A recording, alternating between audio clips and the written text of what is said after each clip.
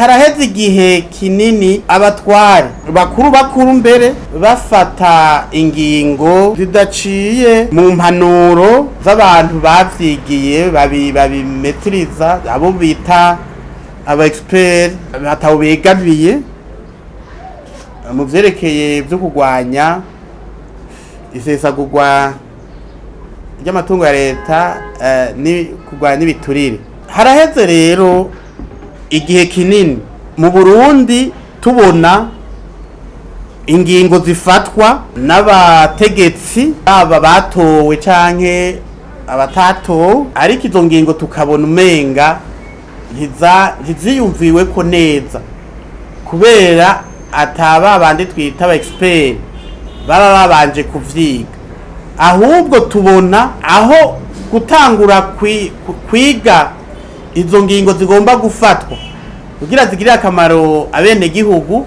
tubona ahubwo umenga abo bita aba expert abo batanga impanuro umenga baza umunyuma y'ifatwa ry'ingingo kandi atari ko vyateza kugenda. Hategerezwa gutangura abo oye biga ingingo ingene izoja mu ngiro n'ici zozanira igihugu n'abeneco, hanyuma hagaca hakurikira rero gufata ingingo. Ariko ngaha siko bigenda, nikimenyamenya nuko dusanga ibintu vyayogeye kandi hafashwe ingingo. Vuba haraheruka gushikirizwa ivyerekeye ingorane ziterwa n'amazi y'ikiyaga Tanganyika. Ivyo vyashikirijwe n'umuhinga yigenga umudogiteri yitwa Bernard Sindayihebura, niwe yamaze kubwira leta yuko yokwitegura kuko amazi y'ikiyaga Tanganyika arashobora gushika ku metero 777 n'igice kimwe, ni ukuvuga hiyongeye ko isantimetero 20, aho dufatiye kukuntu amazi yaduze mu mwaka w'igihumbi kimwe n'amajana 964. Ni ukuvuga yuko amazi y'ikiyaga Tanganyika ashobora kuduga akazimanganya ibintu n'abantu muri quartier asiatique no muri quartier Kabondo, aho tuvuze Tanganyika yo ngaha yegere ngaha mu gisagara ca Bujumbura. Ikitavuzwe coco ni vya bintu vyose muzi biri hajya bita kuri large, ivyo vyo urumva aho hazoshikirwa ari uko hoho hatakivugwa. Hajya naho mukaba muzi ko hari ibintu vyinshi, hari amazu menshi, hari amaserivisi ya leta menshi, hari amaserivisi y'amaorganisme mpuzamakungu menshi, hari ibitaro bitari bike, hari za amatribunale hajya ya Muha ni hari yose. Eka aho mvuze ivyo ntavuze izasoko za Kinindo nabijya bihari amabanke, ntavuze amanyubakwa y'amanama menshi muzi za Royal Palace, za King's Conference n'ibindi. Ivyo amazi yatanganyika kamara gushika aho muri za quartier asiatique na za quartier Kabondo, aho ibice vya hariya bizoba vyovyo biri nko kumugani, uva nta uzoba kibona n'ikintu na kimwe. Murumva rero yuko uwo muhinga Dr Bernard Sindayihebura yarayakoze n'ikintu gikomeye kugira ngo akebure leta. Natwe ishiramwe Uricom ubu munsi twaramutse dukangurira leta gukora ibishoboka vyose kugira ngo abantu baho hantu tudondaguye, aho tuvuze aho Bujumbura, ntituvuze abo mu Rumonge. Murazi ko ikivuko ca Rumonge cyamaze kurengerwa, murazi yuko mu Gatumba abantu bamaze gutabakomoka, murazi ko mu Kajaga ubu benshi bariko barahunga, murazi yuko abantu ibihumbi 35 bamaze guta izabo n'ivyabo bagahunga. Ivyo byose mugabo bikaba inzego za leta atana kimwe tubona bariko barakora kugira ngo bakinge impanuka zishobora gutegwa n'ayo mazi y'ikiyaga Tanganyika. Musanze muzi ko ikiyaga Tanganyika gifise ubwaguke bw'ibihumbi 18,880 ikilometero kwadrate. Murazi ko bifise uburebure ibinogo biri mu are intérieur biri hasi mu kiyaga Tanganyika bireha kilometero 1,447. Murumva ubutero uja hasi ubwaguke ni 18,888 km². Là, c'est, je vous en conviens, c'est alarmant. C'est alarmant. Nyegera abantu bose bafise ico bakora, bafise ico bavuga kuvyerekeye iyo danger kigete, iyo danger igomba kumara ibintu n'abantu. Kandi mu kwezi kwa gatanu murazi ko atari kure. Kandi nta ufatira ku kwezi kwa gatanu. Bijya n'ivyo mu expert yavuze, ariko bishobora kuduga nejo canke hirya yejo buhero buhoro. Nuvuga abari nko ku metero nka 50 uvuye ku kiyaga Tanganyika, abo ntiborya mu mukondora zosi guhera ubu. Ibyo turabibamenyesheje mu ishyirahamwe Uricom, mubifate nka nkama. Dusavye rero leta mu ishyirahamwe Uricom ko yokora ibishoboka vyose kugira ngo bashireho iyo commission, uwo mugwi w'abantu batandukanye ataho begamiye, kugira ngo ntibashireho umugwi w'abantu bafatiye kumbure kugashiruka bute bashobora kuzurunga, canke bafatiye ku kuntu bagiye baraduza amaboko mu migambwe mu myiyamamazo. Bafatire ku bantu b'ingirakamaro bashobora gutanga ivyiyumviro ku buryo abantu bari hafi y'ikiyaga Tanganyika mbere n'inzuzi zo mu gisagara bwira bashobore kurokoka, bashobore kuzorokora ibintu vyabo hakiri kare.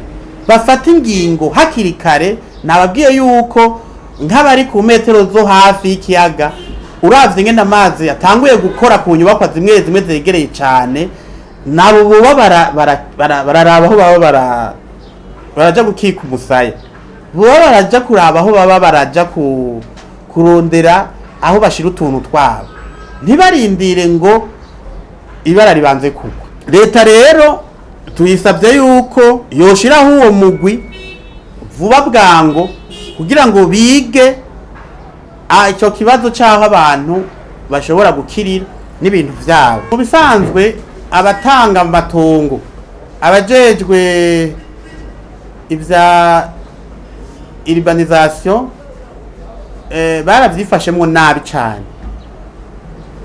Nta wuzi gituma, nta wuzi ko harimo vya bindi bita amakomisiyo, kuko tubona ivyo bakora ari ibintu bitangaje.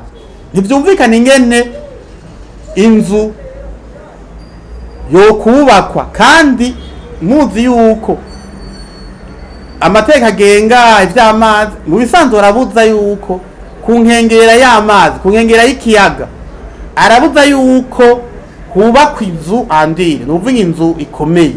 Niyo wo kubaka kuri za metero 150 zemewe n'amategeko, niyo wowe wubatse kuri zijya, birabujije kushiraho inzu ikomeye cyane.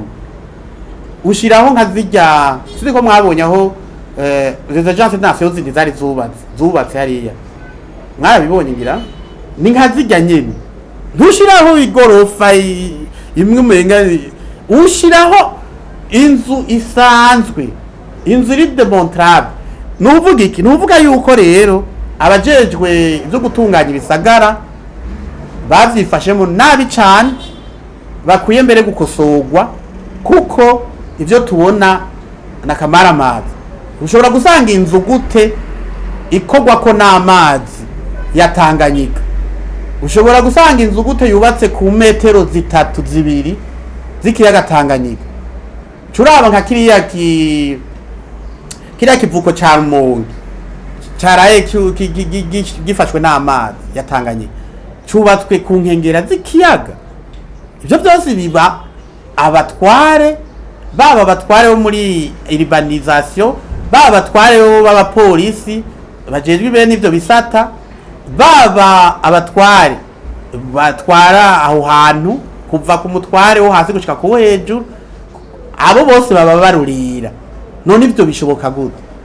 Murazi neza ko kiyaga Tanganyika mu mezi makeyi umuhinga Bernard nkuko yabivuze kizoba gishoboye gushika ku metero 177 n'igice kimwe, nuvuga ko hiyongeye ko ibice santimetero zibiri uravye ingene yari yaduze mu mwaka w'igihumbi 1934.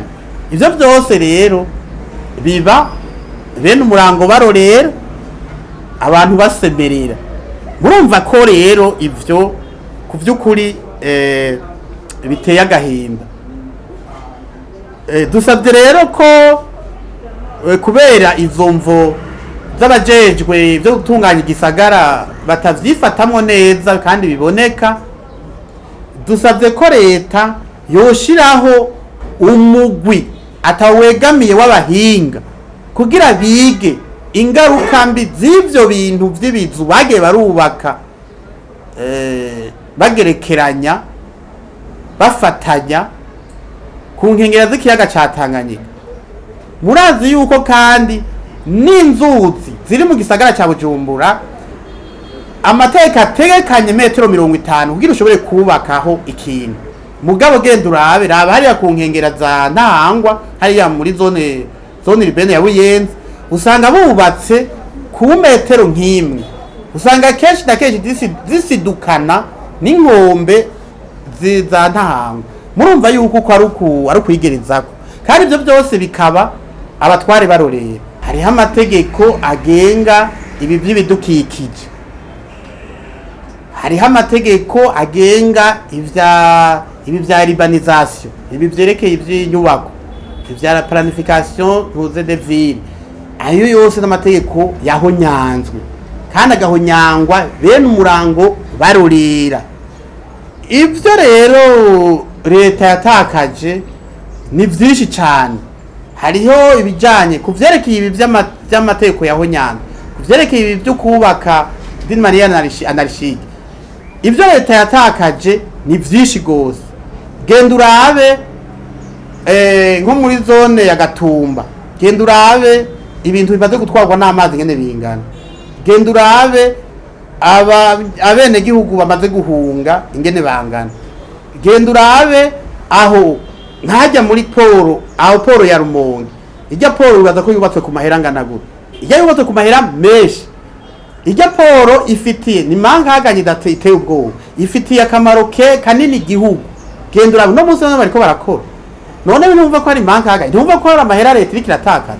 Hariho byinshi, hariho rero n'ivyo bazotakaza rero bije murengera niyo batubahiriza ibi umu expert yabahanuye, niyo batashobora gushiraho iyo migungo yige ingene bakingira abantu n'ibintu, niyo byaduga, niyo Tanganyika yaduga igashika kuri radio television nationale ikabanza kugira kuzimya Kabondo na ntuze Asiatique, hoho ntibizoharugwa ibizotakara.